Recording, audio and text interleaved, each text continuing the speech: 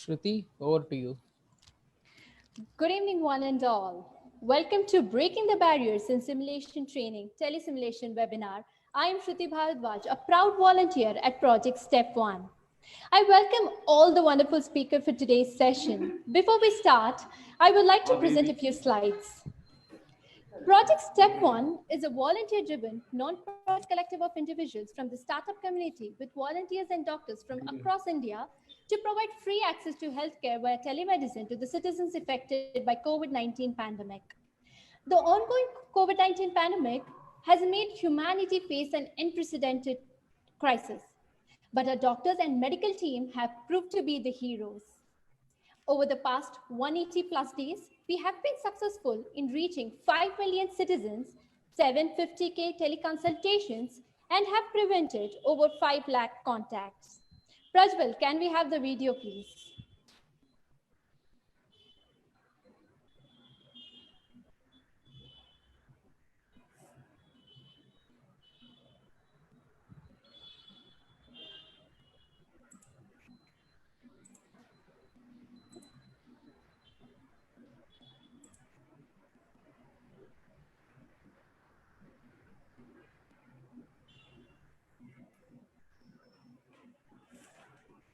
We have around 7,000 plus doctors. We are the largest group of doctors who are the largest doctor volunteer force as of now. Doctors, your 1 hour from home daily can save thousands of lives. I request you all and appeal you to give a missed call on 080-471-92219 and join the largest doctor volunteer group. Thank you so much. Without taking much time, I hand it over to Dr. Geetanjali Ramchandran, pediatric intensivist, co-founder at PediSTARS India, simulation lead, KIMS Hospital, Secunderabad. I welcome you, ma'am, and request you to introduce all our wonderful speakers for today. Doctor, over to you.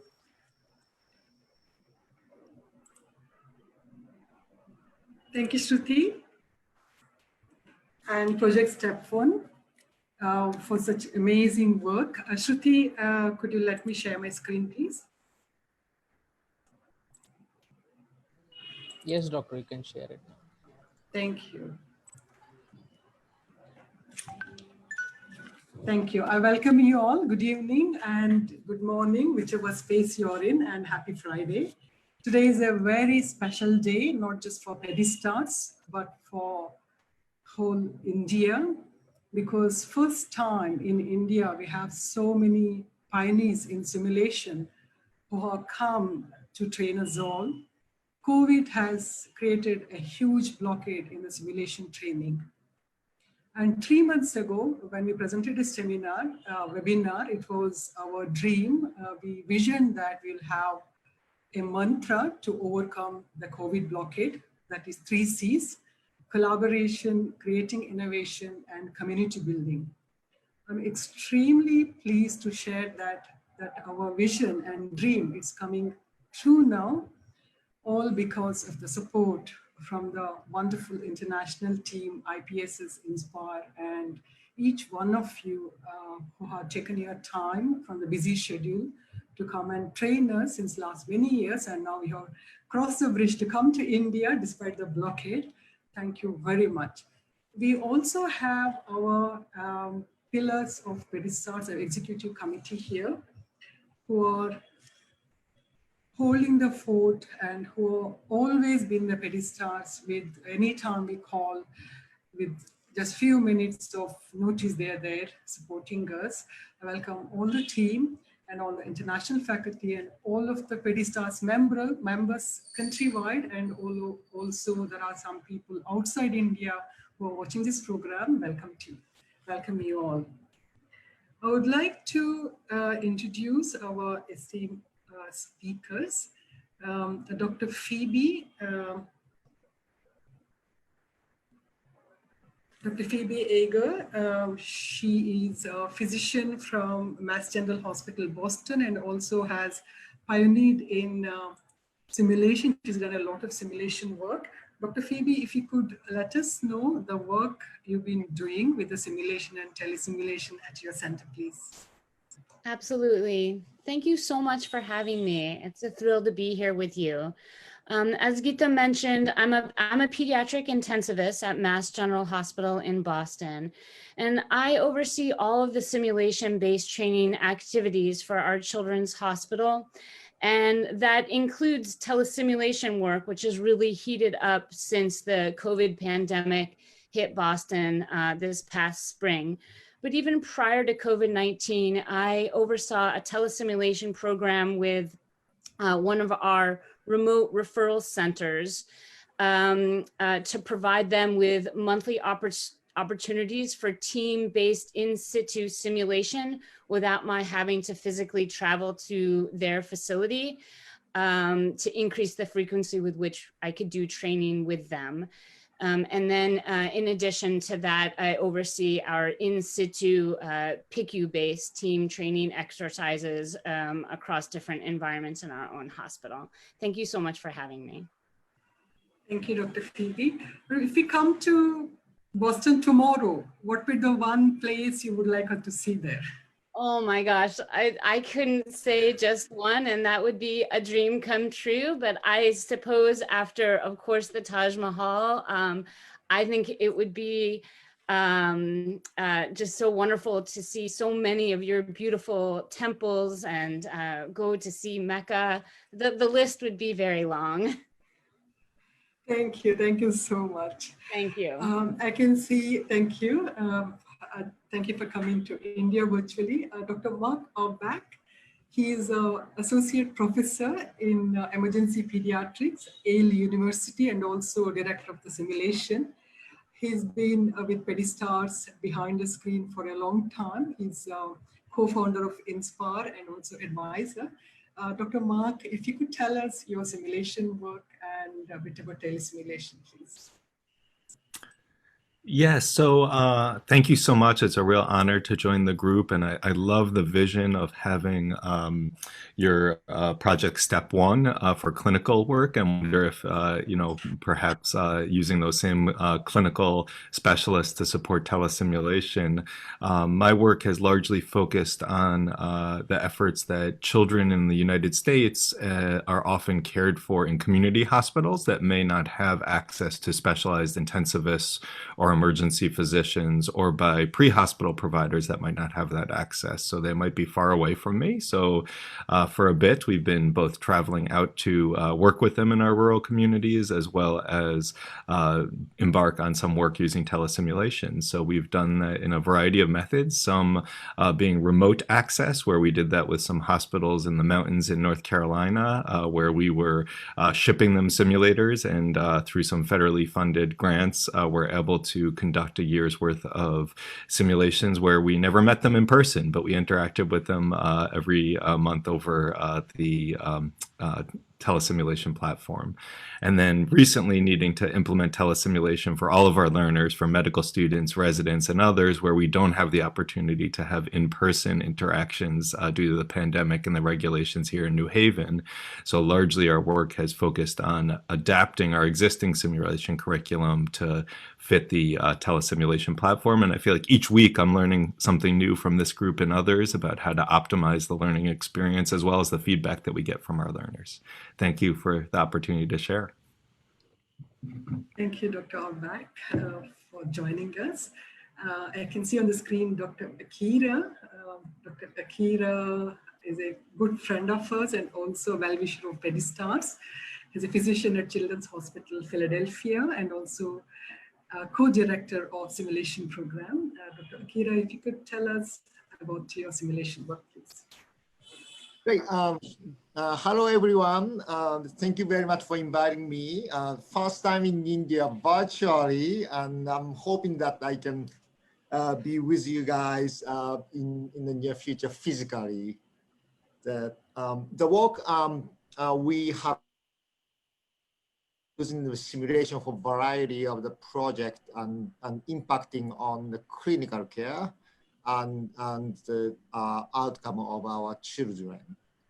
During the COVID, we did a lot of training simulation, but also we use the simulation to train our systems to prevent, to safely care of the children who may or may not have COVID, and also that we prepare our systems for the next sort of second peak or outbreak, so to speak. So we train the systems using the simulation.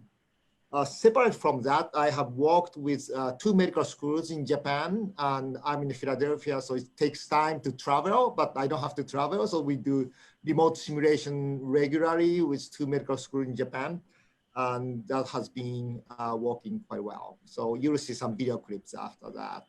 Thank you. Wonderful. Thank you, Akira. Dr. Isabel Gross, she's a great friend of ours and also has helped PediSTARS. Dr. Isabel works with Dr. Mark Auerbach at ER in the Yale University.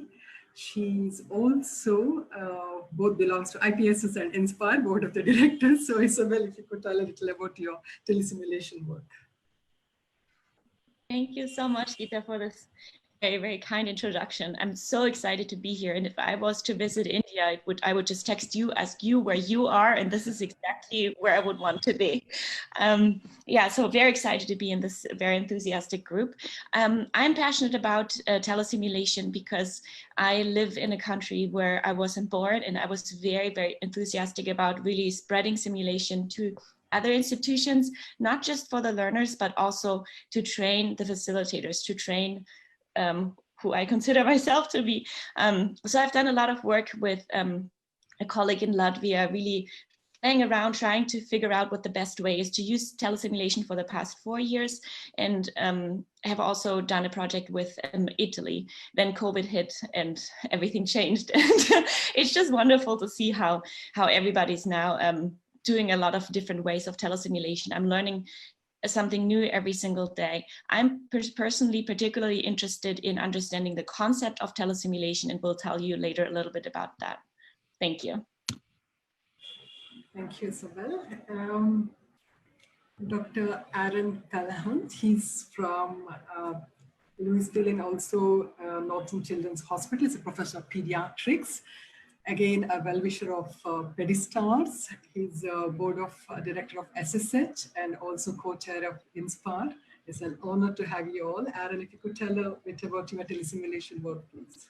Oh, well, thank you, Geeta. And it's a true pleasure to be here. I'm thankful for this opportunity. It's really an honor to be on this panel.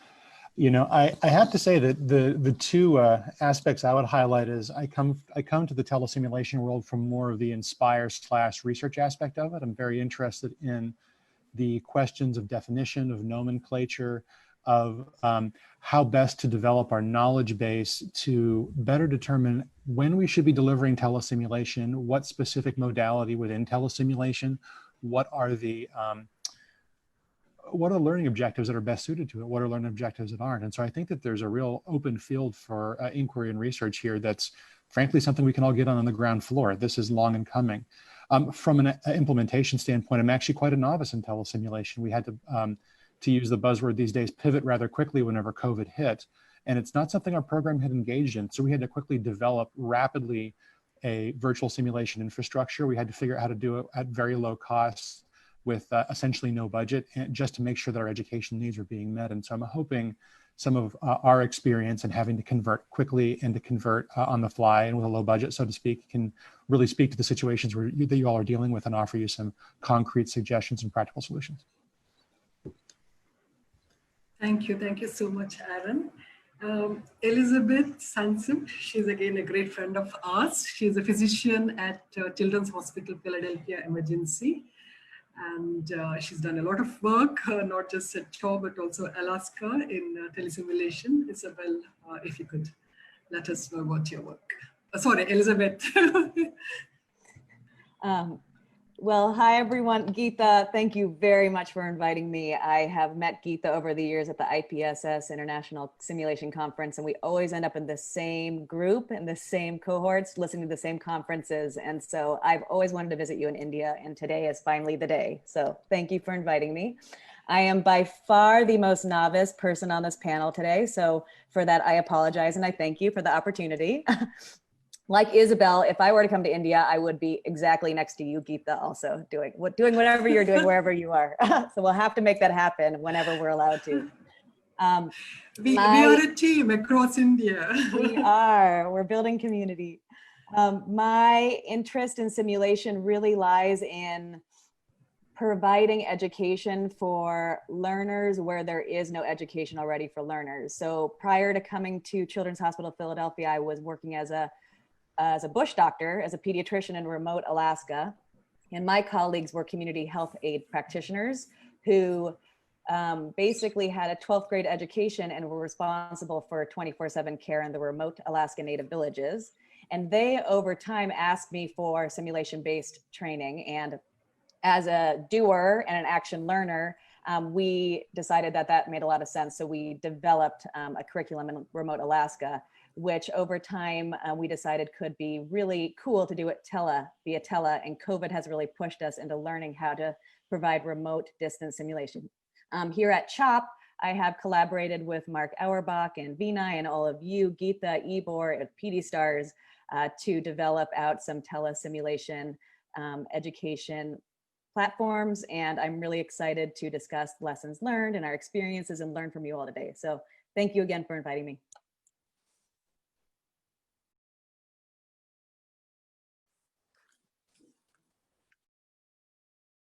Must have guessed who it is, Dr. Vinay Nadkarni. He's been with us for years, even when we started to walk, take baby steps, and he stayed with us when we were walking, and he's pushing us to run. Vinay, he's from CHOP. Again, as I said, he doesn't need introduction. If you can tell one line about your telesimulation work. Sure, it's a great pleasure to be here. I think we're all still taking baby steps, particularly when it comes to distance simulation. And it's an honor to be part of the panel today. Today, I think what my interest is really in dissemination and penetration of simulation from education to practice to outcome. And today, we've been running a boot camp for our first year fellow trainees for many years, 15 years. And this year we really had to switch to more of a distance format. So the challenges and also the benefits of doing that challenge is what I'm pleased to discuss today. Thank you, Vinay. Vinay keeps coming to India virtually or in person again and again. So we feel he's part of the PediSTARS family, which he is. Now what we will do is we'll ask our executive committee members of PediSTARS to raise their questions. So they're representing all the PediSTARS members across India. So they are their voices. So let us start with Dr. Arun Bansal. He's a professor in PGI Chandigarh and also our North Zone coordinators. Arun, what is your question to the panel? Yeah, hi, good evening, everybody, and thanks, Geeta, for having me here and with this such an elite panel. In India, simulation is quite new, and now this comes the telesimulation, which is another relatively new thing. Means I don't think many of us know what is telesimulation and how is it going to work, because everybody thinks that simulation should be hands-on experience. So maybe we can learn something about that. What is telesimulation? To any of the panelists, or maybe Isabel, if you can tell us something about that. Absolutely. I'm so glad you asked, because I did prepare some slides for that question. Geeta, you can advance the slides for me. Thank you. Yeah, very excited to talk about it. There are many different words you can use for the concept of distance simulation or telesimulation. But I just wanted to share a concept that we have developed during our Healthcare Distance Simulation Summit. These slides are a compliment by Todd Chang. So thank you so much, Todd, for letting us use the slides. So here you can see a mannequin, an operator, a facilitator, and a learner. This is just to get everybody on the same page of what we're talking about. On the next slide, you can see a traditional simulation. So you see that box, and the facilitator, operator, learner, and mannequin are all in one place. But maybe the facilitator could actually be at home, as you can see, with a little house next to it, and just the operator, learner, and mannequin are in the same place. Or the learner could be at home, facilitator operator with the mannequin. Or you could even have a component of time where you separate the simulation happening and the learners accessing the simulation by time. Today, you will hear about many different ways of doing this because COVID really pushed us to think outside the box and to really try out pretty much all the modes that I just showed you, just as an example. So people could be separated by geography, by time, or by both geography and time. So your facilitator, operator, and learner could be separated, or everybody could be in a different place.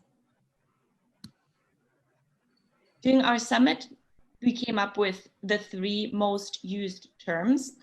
As Erin was saying, we're both pretty passionate about, and many team members are about really finding the appropriate nomenclature about what are we talking about behind this. So telesimulation, remote simulation, and distance simulation were the top runners for the concept we are talking about. There is no conclusion. You can use any of those words for now. Thank you, Isabel. Thank you, Thank Gita. you very much for that introduction. I would like to request, thank you, Arun, Dr. Rakshay Shetty, he's co-founder and also president of PediSTARS, just to let you all or let us know what kind of blockade COVID has caused and what all the works we were doing before. Rakshay?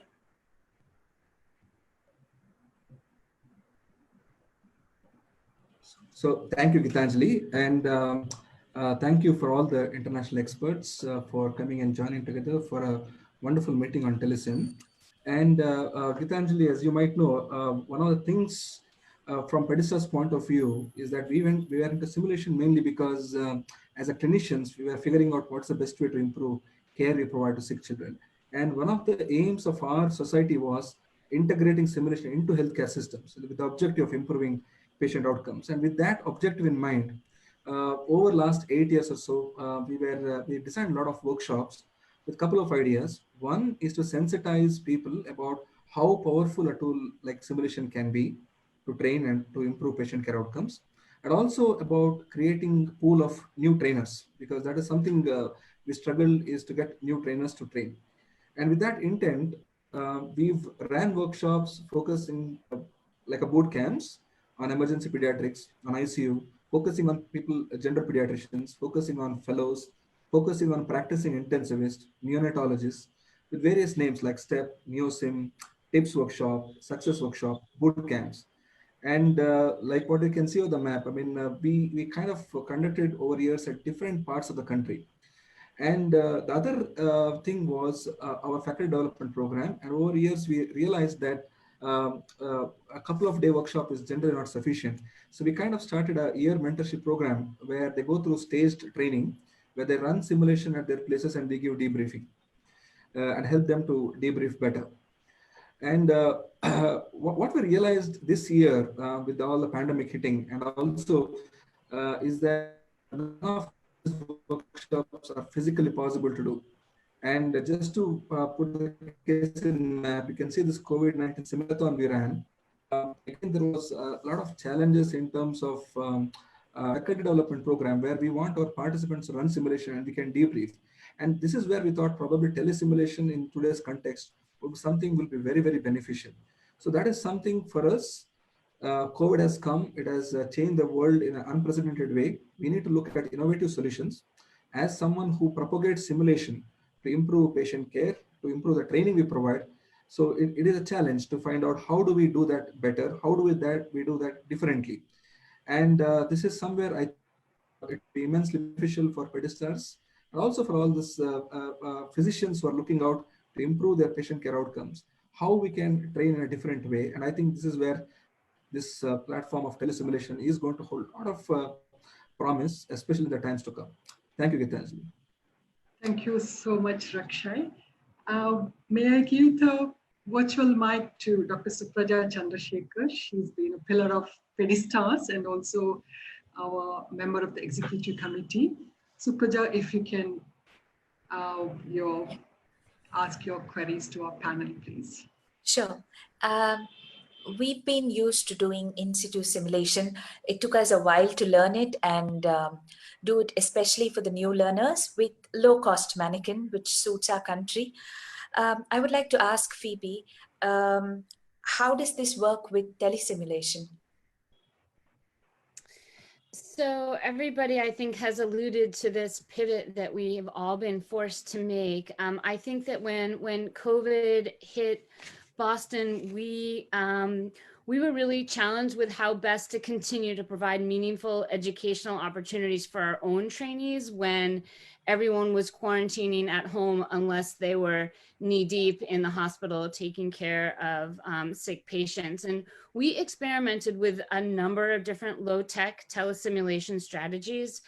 But I think, as is often the case, what we found to be most successful ended up being the simplest. And what I've displayed here is an example of what it looks like. We have several trainees who are each actually at home, and we use a Zoom platform.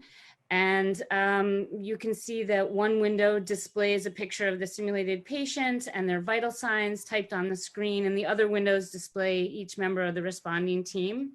And I, as the facilitator, may be at the hospital or maybe home myself, actually, and I can control the patient screen. I can type in new vitals as the participants make their interventions. And then I can also display imaging, EKG, if that's what the responding team has asked for. I can be the patient's voice, or in this case, maybe the patient's parent. And in this way, with careful selection of cases that don't require a lot of intervention and hands-on, I've found that the participants have been very engaged without a lot of fancy bells and whistles that I think many of us were all used to before we had to make this pivot. Thanks a lot. That was helpful. May I also ask, do you use mannequins, low-cost mannequins for this? So, we don't. We have started to bring some trainees back in together in very small pairs, limiting up to 3 or 4, where they can be in one location and I, as a facilitator, can be in another. And we do we have our high fidelity mannequins, and I can manipulate the monitor at the remote site using an application like Team Viewer. But I have to say that we are doing increasingly more activity just in the way that I've demonstrated now, until people feel that it's safer for people to be together. Thank you so much.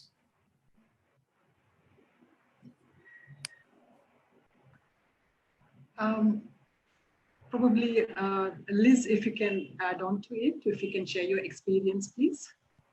Absolutely. Oh, thank you.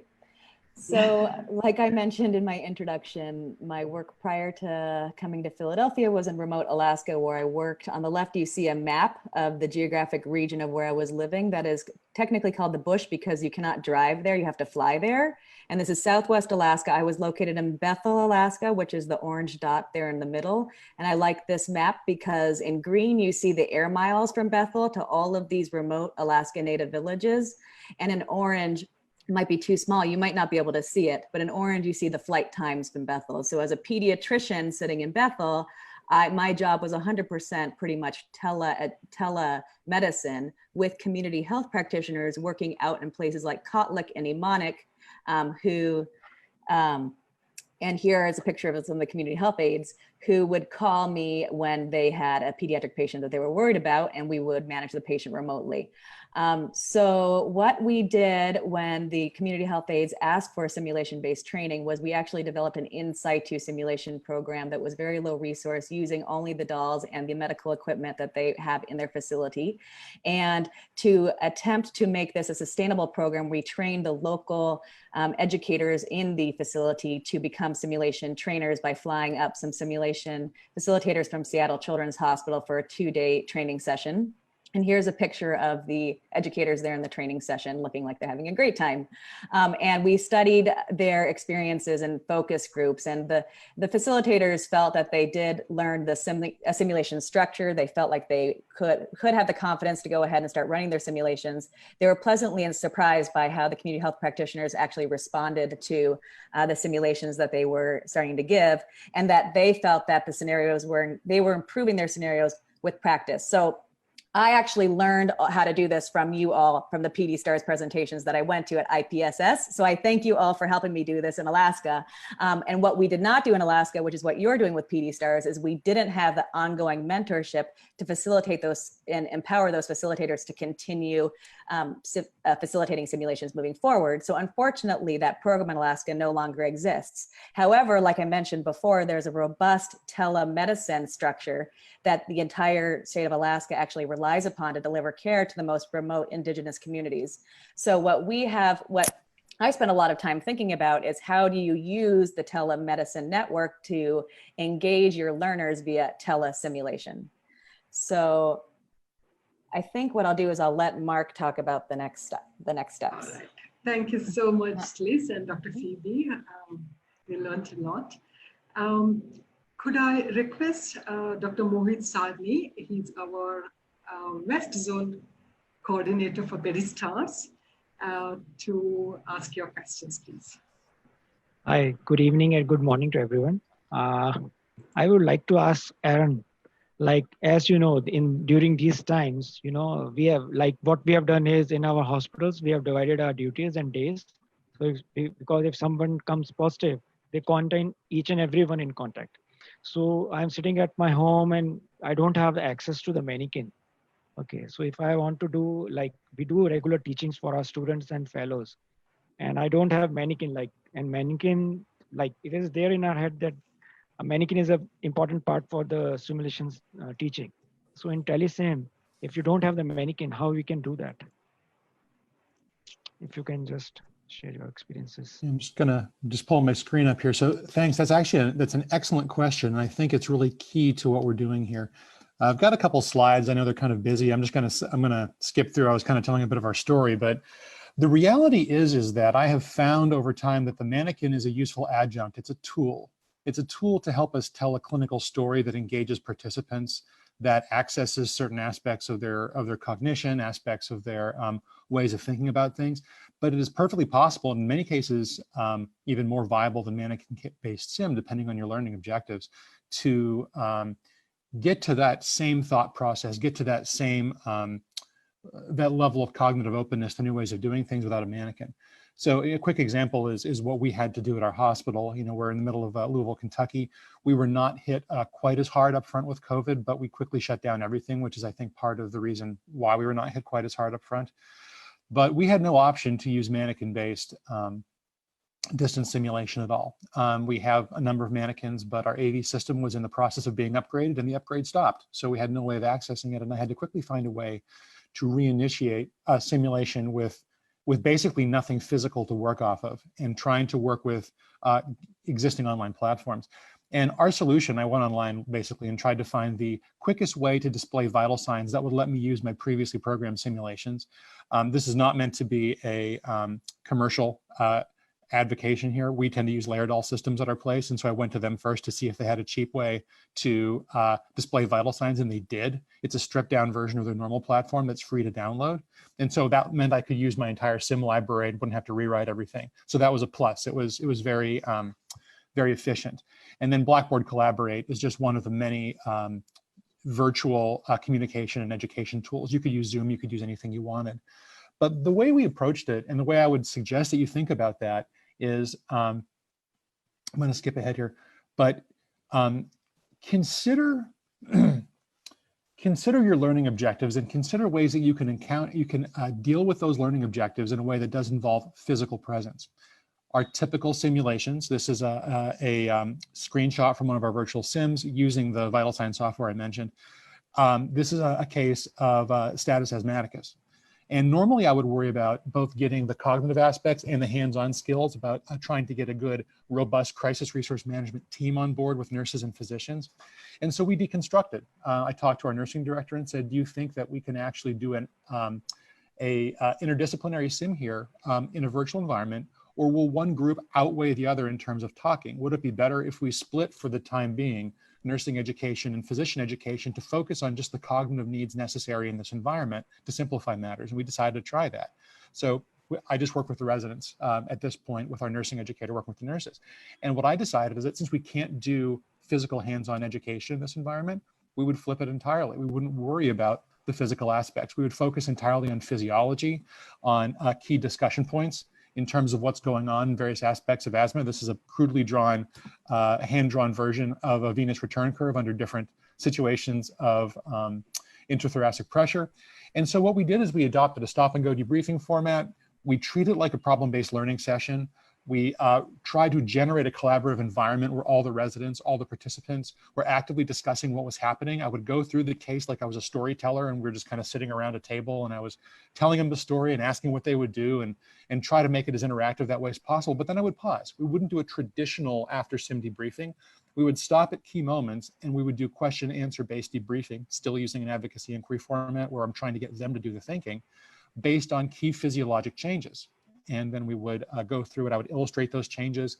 I would pull up YouTube videos if need be. I found an excellent one for this sim free of somebody reinflating a collapsed lung from the inside. I have no idea where it came from, but it really illustrated what happens when a tension pneumothorax resolves. And so we took this as an opportunity to add in a lot of extra AV feedback to a micro debriefing format and really focus on the cognitive aspects of the sim, since it's what we could do best in that environment. I guess what we learned is, A, it's possible to do. It's possible to make a difference. It's possible for this to be well received and to be done virtually for free. You might need to change your educational emphasis and learning objectives, and that's where a lot of flexibility comes in. I don't yet know how you can train somebody on the skills, the physical skills to intubate, say, from a distance environment. There may be some creative solution in the future as technology evolves. But again, we were going for what we could do with what we had. And so we changed to thought process. We also found, interestingly enough, and this is still evolving at our hospital, we're now able to go back to 10 or less people in a room for simulation training since our numbers are not that high. And so we've been doing live simulation since about mid-July. The nurses did not want to go back. They were getting so much from the cognitive nursing oriented sessions that we elected to do residents live and go back to teaching physical skills and allow the nurses to finish their simulation year, at least in the ICU, doing online distance simulation with the thought to give more thought in the January timeframe as to how to do a limited reintegration. So we're doing both virtual for more cognitive aspects of things and in person for physical skills based and for teamwork or crisis resource management where you really need to have people in a room interacting around a real situation. We're still negotiating how to best accomplish that. But the lesson I learned here is that in some cases, the virtual environment, the telesim environment may not actually be a limitation. It may actually enhance things. I'll just close by saying that an idea that I grew up in simulation with during my 13 years doing this is that fidelity is good, higher fidelity is better. That's being challenged. I think that higher fidelity is better, and I'm going to be very vague here and say for the things that high fidelity simulation is good for. Perhaps different kinds of fidelity are better for things that you need to teach in other ways. It may be better to teach physiology with access to all of the diagrams and tools you can do virtually than it is in a room where all those things are fit on a small screen. So I throw that out there as a way to say that this is actually pushing us into new territory. I think there'll be new theories that are actually going to come out there about how this works with learning that are going to show that in many cases, the cheapest way may in fact be the best way for education. Thank you. Thank you very much. May I request Mark to add on to this with some. Aaron, if I can share the screen.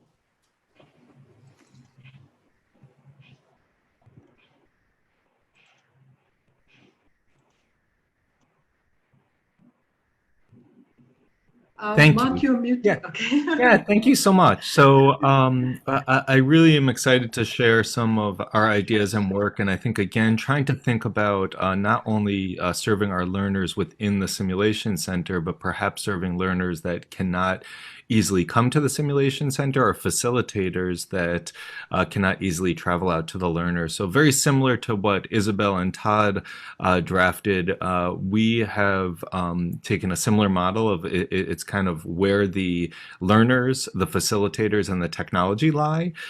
So we had initially developed something called Simbox, which was through a collaboration across multiple groups. And through Simbox, we had created a model that we've begun to collaborate with Ebor and Jika and others in India on, where it involves, the initial approach involves sending a very low-cost inflatable mannequin to sites with a virtual set of facilitators and a group of either in-person mixed with virtual or all in-person participants. And really this leverages the lowest cost technology. It tries to leverage YouTube videos. And I think the concept that is most important to get across here is this idea of sim on rails. So what that means is that the simulation and the vital signs are sort of on a single train track. So as opposed to the typical simulations where we can have the heart rate go up or down based on individuals' interactions and responses, we actually have the same set of vital signs on the YouTube video, but use our facilitators to nudge or help to guide the case and provide some responses and feedback about what the child looks like or what the simulator is doing. This allows really someone with no simulation resources to conduct a simulation. It can have a higher fidelity mannequin like this. It can have a low-cost inflatable mannequin, but it can also have a group of individuals that are all interacting virtually. So some of the things that we've done, and I'll just sort of bring up my virtual background now, is use things like virtual backgrounds and green screens and other aspects. So our standardized patient actor would be in a room with another view. I might be in the room like this with a nurse presentation, and we can have some interactions that occur that help to increase that realism, as Aaron mentioned. But I really think our focus has been on flexibility. So if the learners can come to a single location, then we can use the remote facilitation and the YouTube videos. If they cannot come to a remote, a centralized location, then we can do everything virtually, or we can do a mix. And I do want to highlight a comment that Aaron made. I think a key lesson learned has been when people are doing this virtually, limiting the number of people that are speaking or interacting. If that number of individuals is above 2 or 3 that are actively speaking, the Zoom can't really handle it. So it's one thing that's come up actually in our School of Music here at Yale, that the way Zoom works is it cancels out other people's voices, and that's a noise cancellation technology. So I cannot speak over Gita or concurrent at the same time as Gita. So because of that, we've leveraged the chat function and other methodologies, but really tried to set appropriate rules to optimize the experience.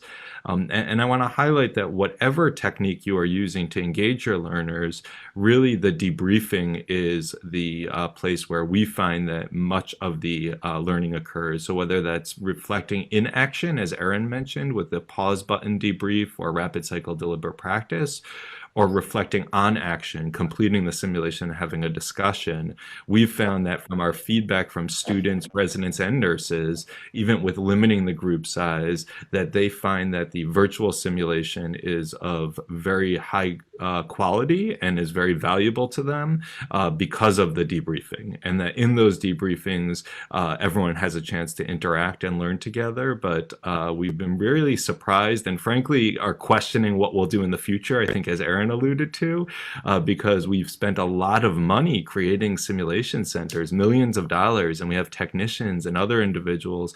And as Phoebe demonstrated in her work, using these lower cost things like PowerPoint slides and YouTube videos, as long as they set up the learners for the magic of a expert facilitated debriefing, we've found that this experience is of similar value. You probably lose a little bit, as Aaron mentioned. I think there are certain objectives that we've needed to take out from some of our simulations. restrictions, but there's actually been some really great creative ways of moving around those, using videos, using opportunities to actually send equipment to people or have people go and pick up equipment that's lower cost or lower technology. So really exciting journey. I would describe this as a disruptive innovation, meaning that we had a problem, we are addressing that problem, and I think we're going to end up solving a lot of problems beyond what we're addressing with this. So just really excited to work together.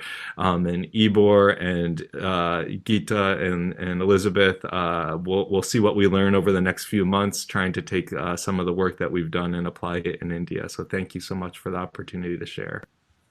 Thank you. Thank you, Mark. It's been amazing. The Simbox is a kind of lifeline. Thank you so much for that. Arun Bansal, he's got a burning question. Arun, would you like to ask your question? Yeah, thank you, Geeta, for bringing me in again. I'd like to move a bit away from the low-cost mannequin to the high-fidelity mannequins, because that's what we have. We have both the low-cost and the high-fidelity also at our center. So how do we use that mannequin in our training or in our scenario during this pandemic, and in which conditions we can use that?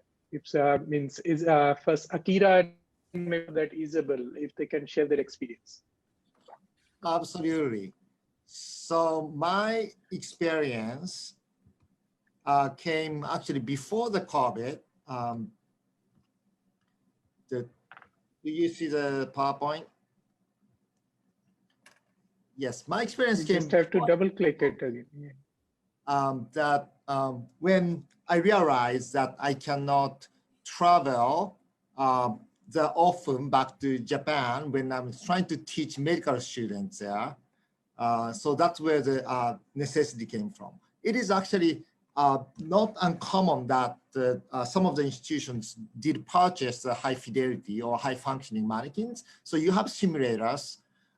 It is common that your local teams using those high cost mannequins. So you have people locally, and you may have a curriculum already developed. So the question here is, during the pandemic or any situation you cannot do physical simulation, or facilitators or learners cannot be in the same room, how you can leverage those previously built resources to continue effective education.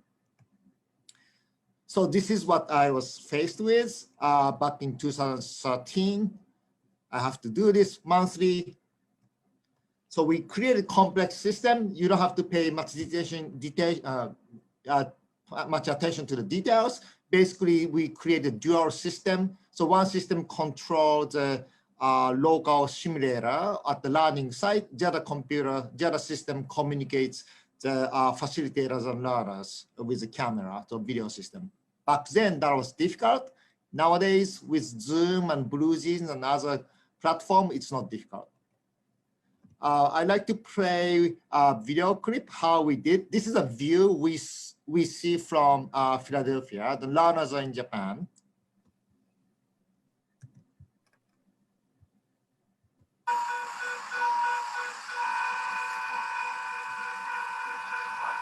And you see the medical student gathering around the mannequin. This is the first scenario. They don't have a team structure.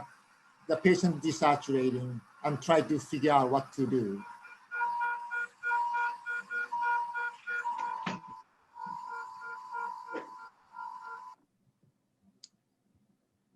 Then we debrief. So this is a screen, and actually you see the learners standing in line, and we are communicating. And I'm talking in their language, communicating about the bag mask ventilation and effectiveness.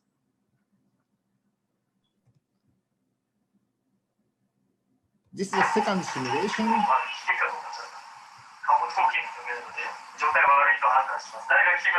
So the leaders asking for help. And the leaders trying to put the monitors on the mannequin. And then the team member advised the leader not to do by himself.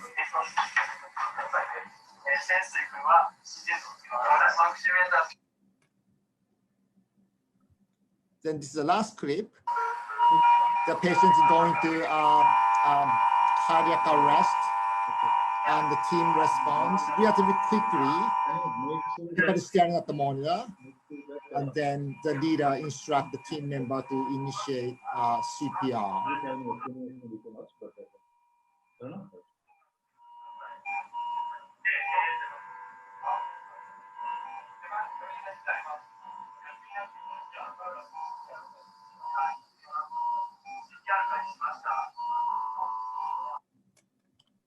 This is how the room looked like from my office to facilitate.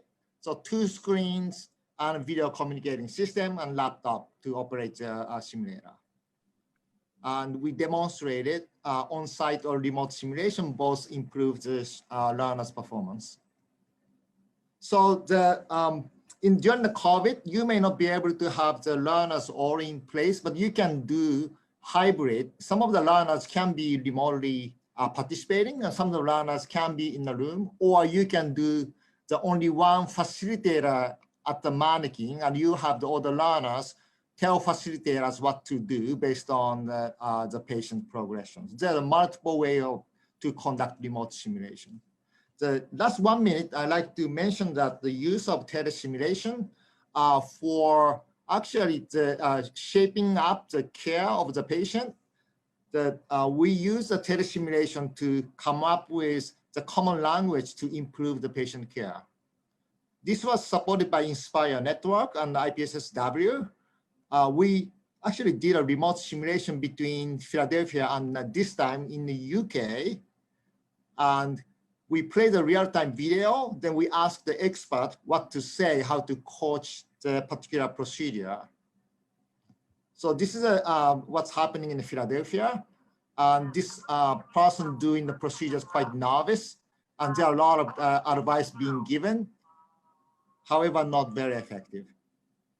This was this seat was given to all the participants in Glasgow, and how do you coach? Then we discussed and we came up with those should be a standard language. So during the COVID, you may want to have the expert consensus opinion on how to take care of the challenging situations and how to maximize the process of care of the patient. You can use the telesimulation for that. So my last message is that challenges become opportunities, that the telesimulation expand the capability of current simulation in the high fidelity, high tech simulators. And also expand the pool of facilitators, the educators, and also generating the protocol standardized language procedures. Thank you.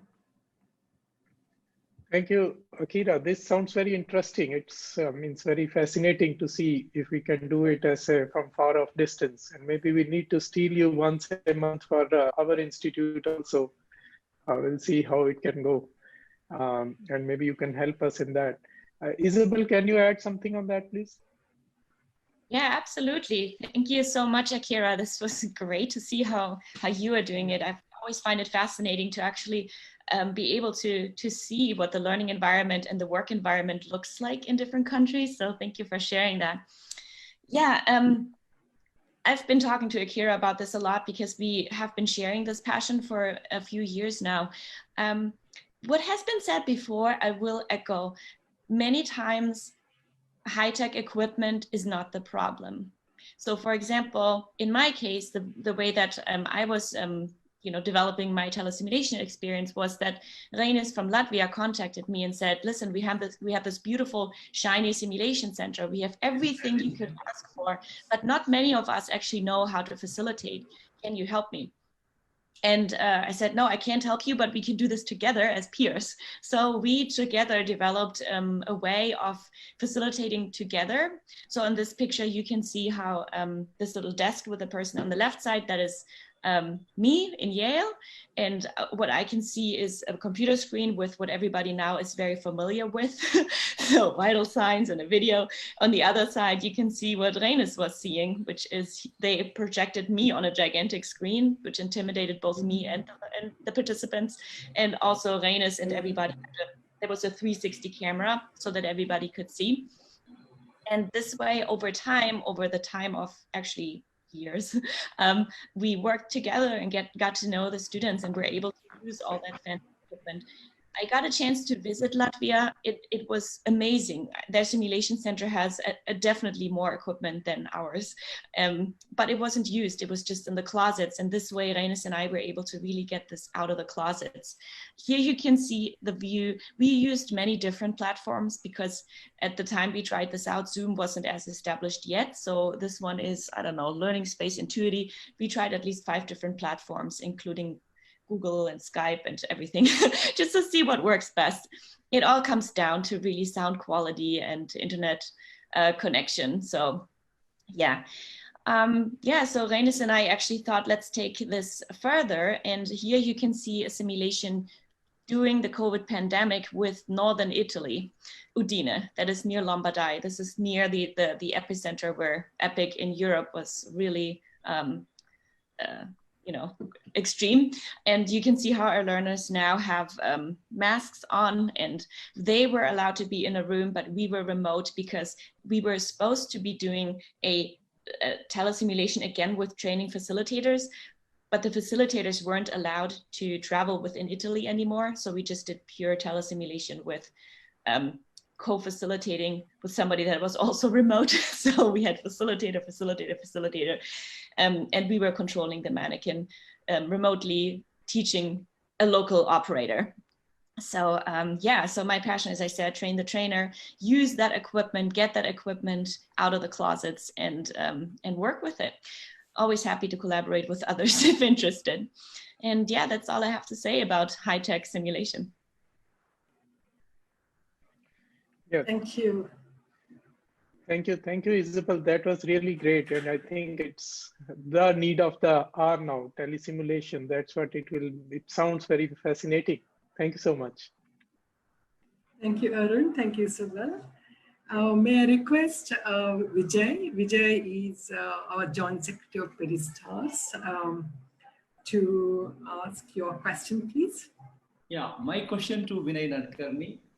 First of all, thank you, Gitanjali. And I want to thank Vinay being so supportive and the great mentor since the inception of PediSTARS. And you are making us to grow and grow and grow. And so thank you very much for that. You are always there. So as Rakshay mentioned, Vinay, we conduct several workshops and boot camps, TOTs, you know that, you know everything. So, but with the COVID pandemic, we're all like, can't do any of these. But you just told us that you have done across US a remote simulation or boot camp for your fellows. Could you help us or give some suggestions in how to go about to restart our workshops and boot camp from PediSTARS? Over to Vinay. Thank you in advance. Well, thank you. I think, Geeta, if you can pull up the slide and share, that would be great. One of the things people have talked about, and we've evolved from sort of no mannequin to remote mannequin, and now some high-tech stuff in the last few discussions. But we have been running a boot camp across the country for about 15 years, and they've been very hands-on, very basic, a lot of people touching each other, and the camaraderie. We wondered whether we could preserve this and accomplish this. So we transitioned this year, the boot camp, to a hybrid format, back one. And the concept was on 4 successive weekends, we could take groups of trainees from different hospitals. We could have their local simulation experts run their task training, tracheal intubation, their central line insertion. Geeta, can you just back up the slide once? Yeah. And thank you. And they would intersperse this with our Zoom meetings, which brought them together, not physically, but to discuss and to have panel discussions to get the flavor of what was being done across the country with different opinions from different attending physicians. Next slide. The preparation was different for faculty than it was for fellows. So we had a faculty handbook, which had various cues and the actual scenarios next.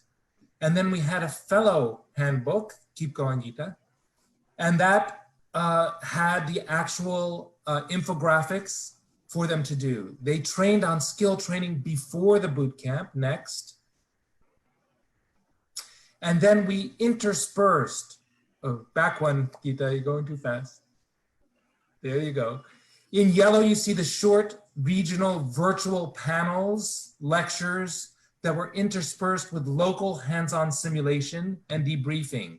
And then after their local simulation and debriefing, we would have a panel where they would share the lessons learned. Next slide.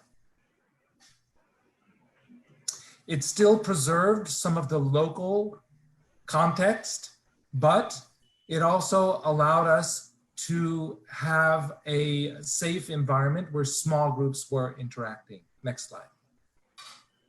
One of the things that was very useful that we will preserve was the virtual wall, the questions and answers that could be shared asynchronously and will persist beyond the boot camp and continue to stay active for months beyond to bring that community of learners together.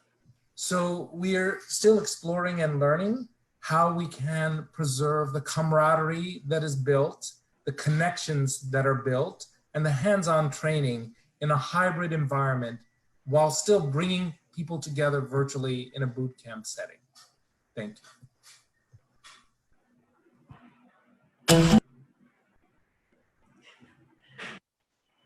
Thank you, Vinay.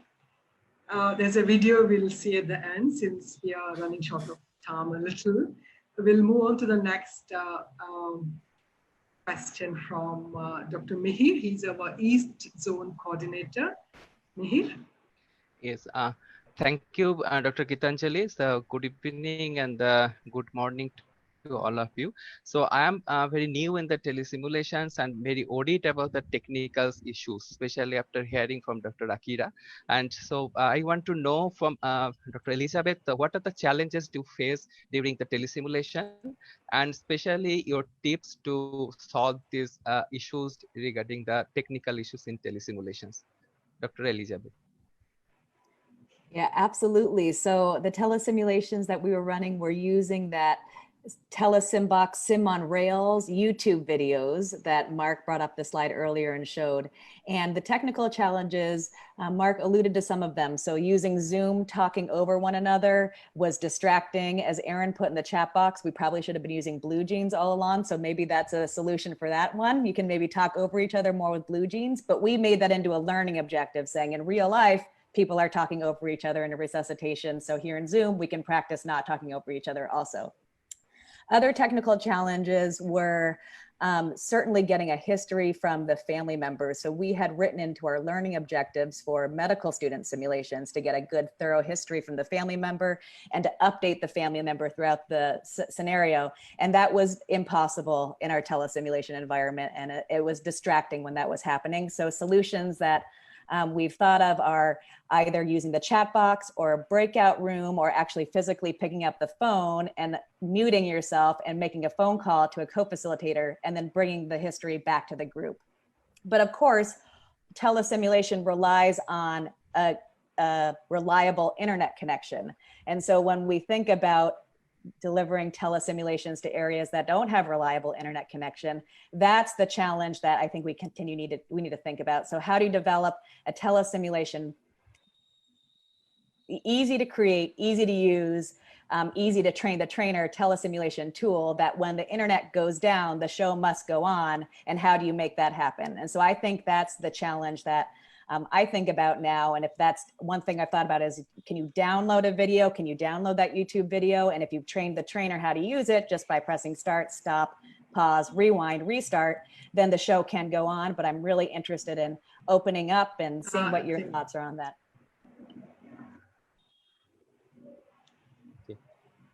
Thank you. If the time permits, can I ask Dr. Mark to his experience on the challenges he faced and the tips regarding the technical issues? Yeah, thank you. So I think that the experience and the challenges for the technical issues are many times more in our heads as simulationists. So as long as we make the learners understand that those technical issues can happen and put that in our pre-briefing, I have found that dealing with the technical issues is probably more something we put on ourselves as faculty. And sometimes we derail our simulations because of our own self sort of flagellation, so to speak. So I would just recommend that if you have technical issues, that you should not be surprised that this is part of simulation, that I don't think I've ever run a simulation without having a technical issue, even when we have technicians and support staff, and having a mitigation plan, but also putting in your pre-briefing that there may be technical issues. This is our plan if there are technical issues, and recognizing that, again, that goal is taking those learners through that guided experience, through a storytelling activity, as Aaron mentioned, and then interacting after that. So if your Zoom is down, use your phone. If your phone is down, use a chat function or some other technology. But I think not letting the technical issues derail the experience, and making sure that you get through some type of experiential opportunity followed by a guided reflection and discussion, and then learn from those technical issues and see what you can do to try to mitigate them in future situations. Thank you. Yeah, thank you so much. Wonderful, thank you. Isabel, is there anything you would like to add on to it? Just a couple of words. Yeah, I will just add on a couple of thoughts that are more particular to the telesimulation, where you have the traditional telesimulation set up with learners, mannequin, everybody there, and that facilitator remote. I will say that surprisingly, internet didn't seem to be as much of a problem for us as I thought. The visual also wasn't as much of a problem as I thought. We put a lot of thoughts into the different camera angles. You're kind of able to tell what's going on, even with a basic camera. Sound was the big problem, and I talked to Akira about that, same with him in Japan. Sound is an issue. And I think for that, I echo what Mark said, just shake off your insecurities about it not working too perfectly. Many times I didn't hear, I didn't see, and I wasn't sure. And still, you just go with it. And things will come up in the debrief. And this is all about who you're teaching. You will still be able to debrief this team, even if you were not able to see everything and hear everything. What helped us as a tip for future to how to mitigate this, I loved having almost like a confederate in the room that was my ears and my eyes. And it was so smooth, just working together for so many years. They knew exactly what I wasn't going to be able to see or hear. So I would just get a message. They just gave a fluid bolus, or they said something in Latvian that I didn't understand. It was important. So it became a very smooth process. So don't be scared of it. Just run with it and smile. And a little WhatsApp group between technician and the facilitator. Yeah, thank you so much. Thank you, Isabel. That's very useful. Thank you. Could I request Sujata? Sujata Thiagarajan is PediSTARS secretary and also co-founder. What question do you have, Sujata, the panel? So my questions are very specific to Phoebe and Elizabeth. Maybe Aaron and Isabel can add on. It's a two-part question, and I'll ask it upfront. So we are so used to having face-to-face debriefing, and we are just kind of getting to train people here. And now the telesimulation is there, and then we do debriefing, remotely. So I just want you to share some insight into what the differences may be between the face-to-face one and the remote one. So what challenges did you have? And also maybe some tips for us to see how we can bridge that gap. So thank you for asking that question. It's such an important one, and I think that Isabel and Mark have highlighted some of the differences between sort of the standard versus remote debriefing. But I think the success of both really requires a careful pre-briefing to set the tone and set the expectations for participants. I think that we're asking them to do things differently, and they're very nervous. I also think it's really important right up front to call out how awkward a Zoom group activity is likely to be, where you've got people inadvertently interrupting and talking over each other, or doing the opposite and giving each other so much space that you're left with awkward silences. So right up front, I think it's important to tell learners, hey, listen, I'm going to use names. I'm gonna call on you to help overcome this awkwardness, to make sure that I'm able to hear from everybody and really give everybody the opportunity to share their frames. I also think explaining the different rules of engagement doing it by Zoom are important. Reminding everybody that it's important for them to keep their video on. I think there's a propensity for people who want to turn their cameras off. And, you know, I would say that while it can be more difficult, I think, to create a truly realistic environment, others in the group have, I think, highlighted maybe the importance of not holding the same expectation as we do when we are in a group all facing one another and working on a mannequin. And I've been really pleasantly surprised at how activated participants become when they're engaged, even with the most basic example of telesimulation that I gave. And I've found that either by typing in changes of vital signs at the most basic level, or using the Lairdell or SimMon, that the fact that the participants are being pushed to do something as the patient is deteriorating is enough for most of them to lose themselves in the activity and to really want to stick around and engage in the debriefing. And I think that one of the things that I've really had to do is to sort of forget what I'd been taught about sort of, you know, it's only going to be a really valuable activating experience if you create this truly realistic, you know, environment. With Zoom, it's very much, it's not everyone facing one another. It's sort of everyone having this talk with you. And what happened very naturally, I found, is without my even suggesting it, participants just started using the chat and communicating in that way. And that was just sort of a beautiful on-the-spot learning experience for me at how well that can work. So thank you for asking. Yeah, I completely echo everything Phoebe just said, that really that pre-brief or even a pre-brief where you're really setting the psychological safety for the learners. And that is for in-person and similarly for on telecommunication softwares like Zoom. So really welcoming people, explaining what this is not, explaining that this is not for evaluation purposes, explaining that you're not being recorded, you know, really making folks feel very comfortable in the pre-brief. And then when you get to the debrief, knowing that, you know, that hopefully has carried forward in the last 30 minutes and now people feel safe to actively be involved with the debrief where really we know where all the learning happens.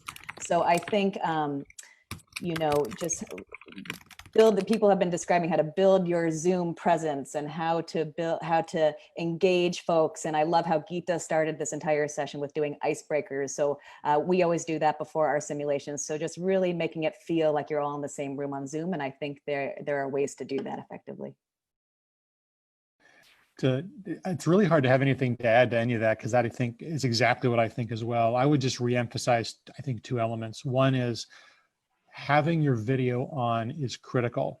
It is people cannot engage if you can't see face. It's hard enough to engage when eyes are focused on the camera and not on individuals' faces. I get distracted in Zoom by looking at my own mannerisms because typically my picture shows up near the camera, so it's a distractor. It's a very distracting environment in some ways. Having people able to see each other is absolutely critical and it's a must. I would even go so far as to say that scheduling the sims during times of days where people might feel less inhibited to be present on video. I've still had some residents, if I have a 7 a.m. sim, they might, you know, have not fully gotten dressed in the morning yet or something. I hadn't even thought of that. So timing is a critical thing. And then placing people at ease is also crucial. And I think the preview is a vital part of that. But if you can just create an atmosphere of a congenial, warm conversation where people feel comfortable just speaking and jumping in and really talk about this as a team learning exercise, all the stuff we already know. But if you can just emphasize that up front, it goes a lot smoother. And once people get talking, it kind of takes care of itself, I find, in many ways.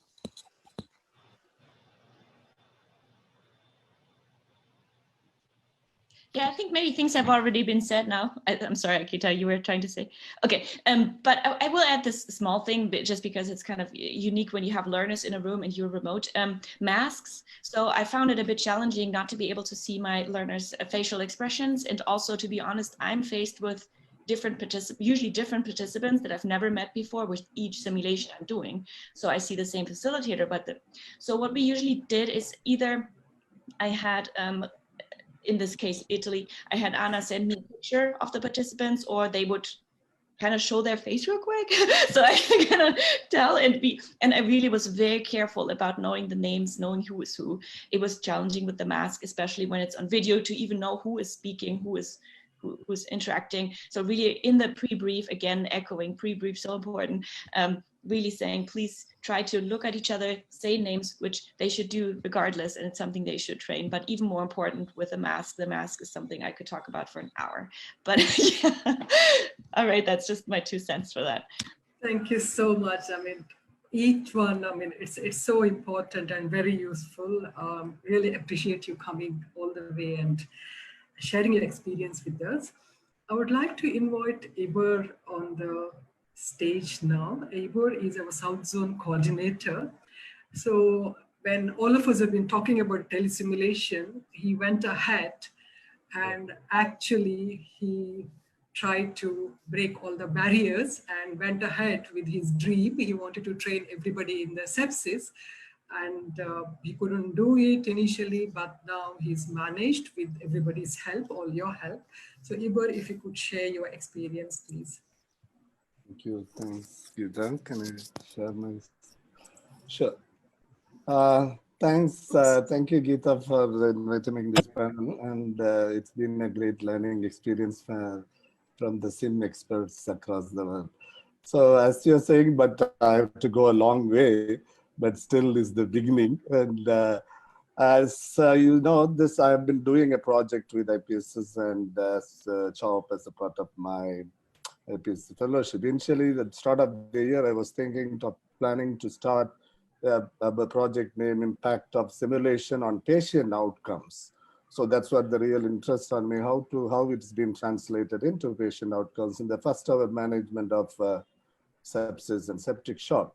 But as you know, Corona came, COVID-19 came and stopped everything. We had a roadblock, and it was big. Till May, we didn't know what to do. I was not starting anything, and thanks to Vinay and Geeta, they helped me in collaborating with a great team, Elizabeth and Mark, with the ASAP Simbox.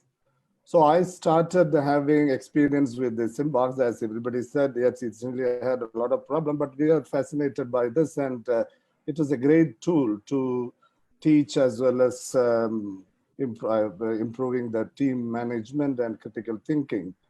But we had some feedbacks from our co-facilitator as well as the team participants.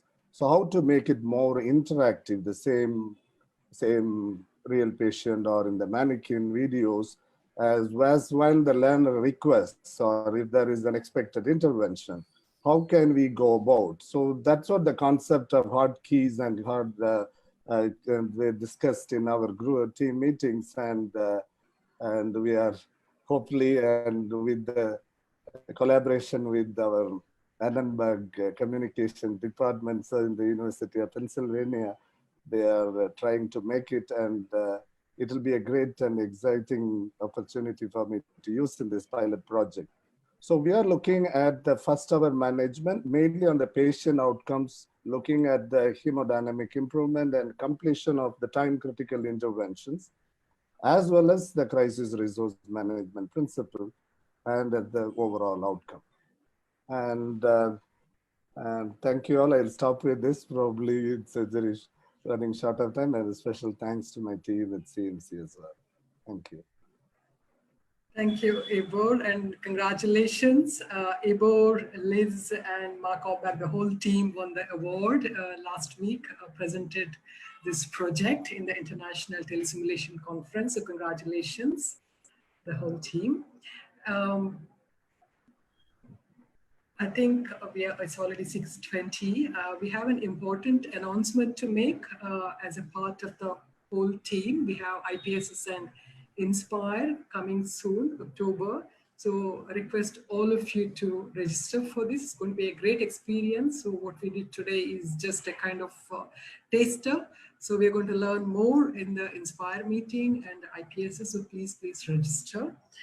I thank all the faculty who have come here.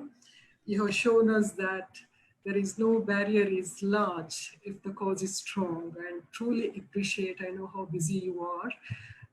So are we all up to seeing a quick video of the boot camp? Is that all right? If any of you need to go back to your ward round, please feel free to do so, and we can take the questions afterwards. So this is a bootcamp video from Vinay. He's brought it from St. Louis.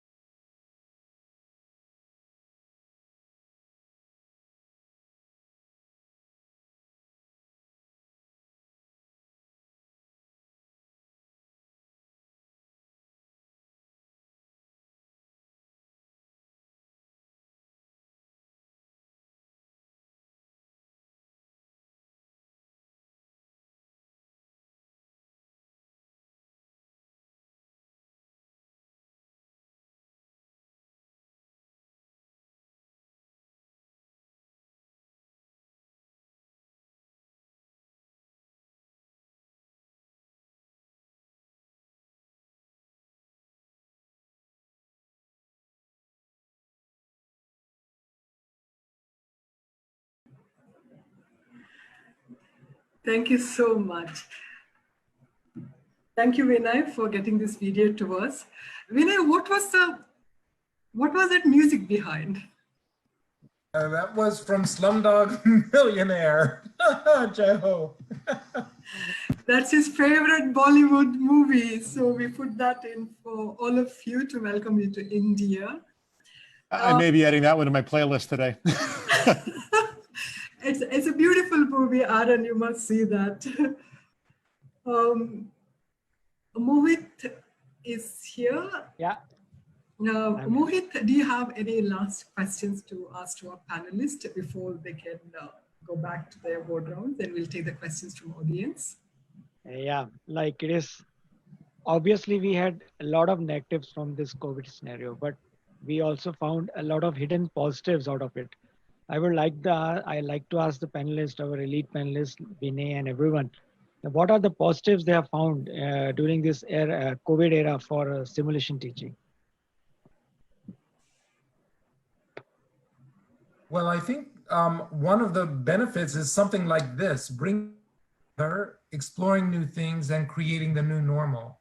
As many have said, I see us taking this opportunity, this pivot that people are making, and making simulation better. If we keep the objective in mind of the learner, of transmitting and discussing and being curious, and just using simulation as a tool to stimulate that discussion and debrief, I think we'll make great progress, and we're going to be able to incorporate much of this as we move forward and make our previous excellent sims even better. So I'm excited about it. And I also think that things like this panel, like the webinars that will emanate from this, each of these individual panelists will be working with you in the future to develop webinars that can be spread across India, and where people will have much opportunity to ask the experts and the people who are at the forefront their specific questions. Thank you, Vinay. Anyway, it's a great question, Mohit. I echo Vinay's thought. Any of you would like to add on to it, Aaron? Yeah, I'll add on. I think Vinay's really hit the nail on the head, and I think that to me this has been an opportunity to explode previous myths that we've told ourselves about what it takes to run a meaningful, educationally advantageous simulation to our learners. I think we're learning from this that the opportunities for simulation are not tied to possessing large budgets and things of that nature as much as we may have thought in time past. We're learning, I think, that fidelity is in the eye of the beholder, and something that is of high fidelity for physical procedure skills is not the same kind of fidelity when you're trying to teach a complex cognitive task or associate abstract physiologic knowledge like those curves I showed with an actual patient. A lot of that stuff happens in the mind. And so what I think see coming out of this is I don't see distance or telesimulation going anywhere at all. I see it being a very important foundation. And the real questions are going to be what's best done in distance sim and what's best done in in-person sim, even when the pandemic hopefully is a memory. Because I'm starting to think that there are learning objectives that are better in the virtual environment, and there are some that are better in the in-person environment. I think we have our work cut out for us to figure out what's what and how we make those decisions, though. And so I'm looking forward to the research base this is going to generate as we really seek to really sort these issues out.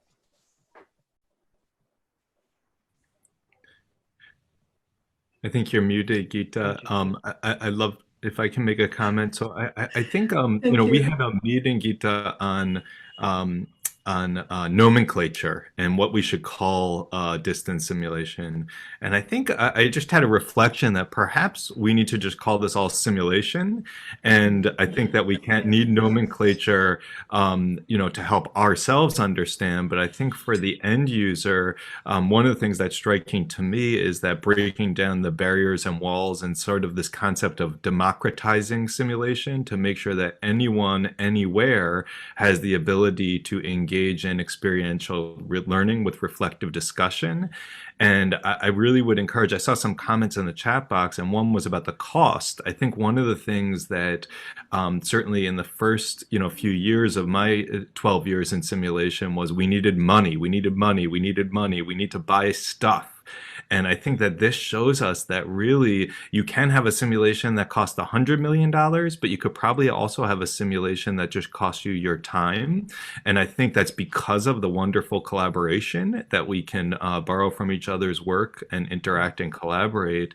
And, I'm not sure if I'm going to get away from having any terms for distance simulation, but I'm not sure if we have the need for our end users to break it down as much as we're going to have you show up and interact with faculty or facilitators probably that can help you to gain knowledge and skills, and that our focus should be on creating those opportunities and creating those interactions. And yes, we want them to be high quality. Yes, we want them to show translation to patient outcomes, as Ibor mentioned, but I think that we do all recognize that if simulation-based methods with a pre-brief, a simulation, and a debrief are conducted in a way that is really in line with best practices, wherever the different people are, there should be a positive learning outcome, and hopefully Ibor will demonstrate that there's a positive clinical outcome as well. But the other comment that came up was checklists, and I'll just put a plug in from some of our learnings that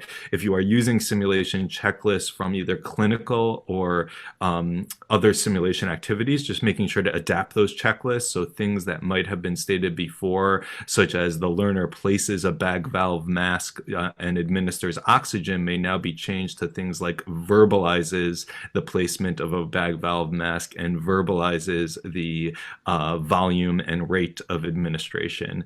But I think that checklists are helpful, largely in my experience, as a tool to support me in my debriefing and provide some feedback. So thank you again so much for this opportunity, and really, I think we are democratizing simulation, and I think that your work with PediSTARS and the number of learners just blows my mind. Hopefully we can get that to a billion learners someday across the world.